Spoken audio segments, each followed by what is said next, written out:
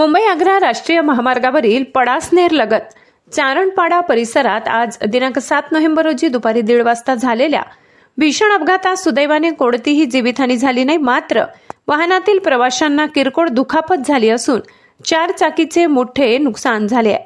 मिळालेल्या माहितीनुसार MP 9 ZF 8997 क्रमांकाची 4 चाकी कार ठिकरी मध्य प्रदेश येथून जालना येथे जात असताना KA 51 AC 6172 क्रमांकाचे आयशर कंटेनरने मागून जोरदार धडक दिली।